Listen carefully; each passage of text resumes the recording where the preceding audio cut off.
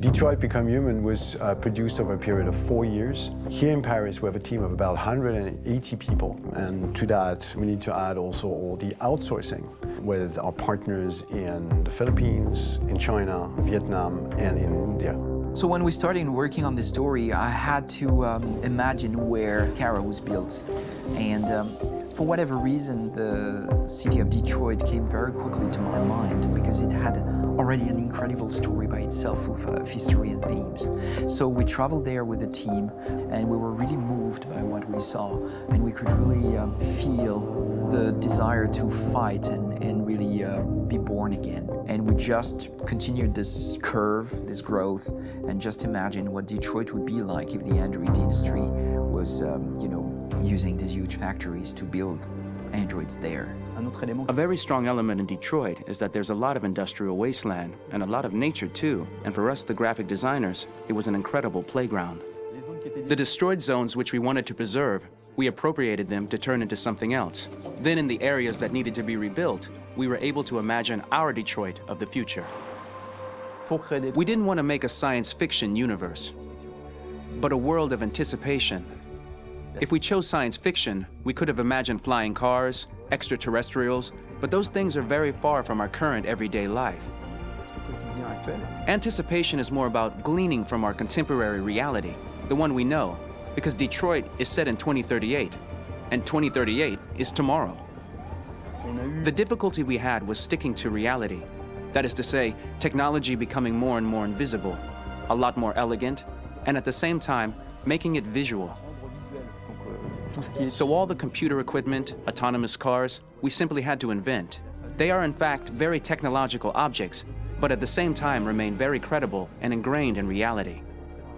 To create a cohesive universe in the fashion and clothing of the human characters in 2038, I didn't want to put an accent on strange shapes, or really vibrant colors, and things we wouldn't know. That I wanted to keep for the androids. The goal was to create something familiar which we can identify with in this future setting. Working on the artistic direction for the androids was a bit special because this is a project about the place they could occupy in the human world. It was out of the question for them to be too beautiful or too perfect. They had to correspond to every social class, rich and poor. Inspired by everyday utilitarian clothes, I brought a modern touch by adding dynamic display surfaces, the armband we can see on the side, the triangle on the front and back, an LED. Like that, there's no confusion. Wait. You're sending an android? All right, ma'am. We need to go. You can't do that. Why aren't you sending a real person? Once we cast the actors, we travel to meet them in order to scan their faces. We record the structure of their face with the scan, and we record the colors and patches of skin with photography. Once we have this information, we will use this as a basis for modeling and creating the characters. The artist will make it more realistic, but will also enrich it. He will propose ideas which we will develop together. Finally, we will have a character with character who corresponds to the project and the world. When the actors come to Quantic Dream, we show them the design, what their image will be, and what they will look like in the game. This extra information gives them another dimension and color to connect with emotionally. It helps them think about how to play their character. Your mission. That's all you care about, huh? You should consult a professional who can help you. Beat it, you hear me? Get the hell out of here! So there are 3 types of shoots at Quantic Dream. Shooting and performance capture, where you capture the whole actor, his voice, his face, and his body. These shoots are obviously done with American actors because the game's original version is in American English. After that, there are the body-only shoots, representing around 250 days of filming, while the performance capture is 100 days of filming. Now, body-only shoots, there are 2 types. There are the action shoots and the technical shoots, which are mo-kit shoots.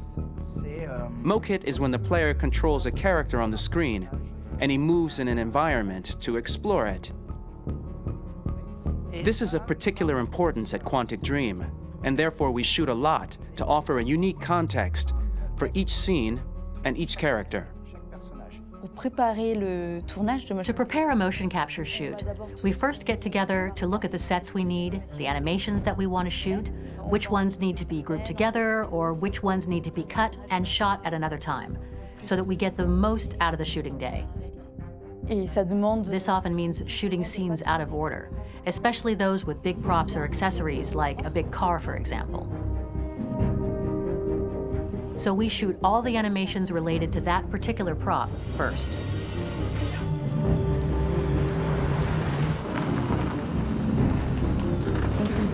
The biggest challenge for the mocap team was shooting a Spider-Man mo-kit.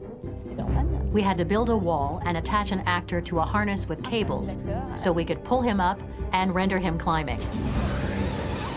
The shooting on this game took about, I would say, more than a year, maybe 1 and 2 years, with about 300 actors on set. So I would say it's quite a massive production. But so much happened on this set between the stunts and the shootings with a little girl and all these great actors that we had. It was really a very, very memorable journey for the team and for myself. Today, Detroit has over 37,000 animations. When we retrieve the motion capture data, it's just a cloud of points, which represent all the markers worn by the actors. From this cloud of points, we have a phase called retargeting, which gives us a skeleton. This skeleton will be applied to the characters of the game. There is still work to be done, but this gives us the main movements. Since we are working on something very realistic, we must recognize the actor and also recover all the emotion he expresses in his performance. We use a system of facts, an identity card for each actor. We make the actor do a whole range of facial expressions. Then we recover all the expressions and paste the animations on a puppet that Jan has prepared. I then recover and refine these poses. I might stretch the lip, reinflate a cheek, tiny details that make the finished product really capture the actor. Because of the nature of our mocap system today, when we receive the animations, we're missing eye movements, and so the character has that dead look. He really has no eyes, so then it's a big part of the work for the animators to find the regard of the actor in relation to his position, in relation to the body, etc. It was crazy when I saw the newest model for Kara, because they've been working on it and working on it, and this was the first time I literally jumped in my seat. It not only looked so much like me, it was the fact that it looked so lifelike. It wasn't that it looked just like it was a camera, it was something else, you know, but it looked alive. It's exciting, and it's kind of terrifying. Game after game, we learned the rules of optics and filming, and our goal with Detroit Become Human was to have cameras that would actually emulate the optics of a real physical camera. So basically dealing with real-world imperfections was our main task, and just to make cameras look as real as we can. Once the animations are shot and processed by the animation department, integrated and polished, we film them. That is to say, we really do a mise en scène, as in cinema. The real difficulty of our job is to know if these cameras are telling us something. Are they in the emotion of the scene? Do they describe exactly what the action must convey, what must be felt? The most important challenge for me was one of the final scenes where Markus decides to start the revolution and go to the battlefield. Very quickly, we imagined this to be a huge sequence shot. We wanted the feeling of a cameraman running behind us, while showing Markus, the androids who help him, the person shooting at us, etc. Above all, it was necessary to say to oneself, this scene is very violent but does not glorify war. On the contrary, that war is something improbable and absurd. It was really a fun challenge. The idea was to say we have 3 characters. We would like each of them to have a specific cinematography. We wanted Kara to be much more filmed with some kind of handheld camera, to have something very living, very breathing. For Connor, we wanted something very cold and very perfect. And for Markus, we wanted something epic and spectacular. So it was about the filming, but it was also about the photography. So we worked with a director of photography to give each character a different lighting, different key colors. Each of them would have their own worlds. And finally, we worked with the composers, so they would create a specific sound for each character, so each would have his own world and his own style.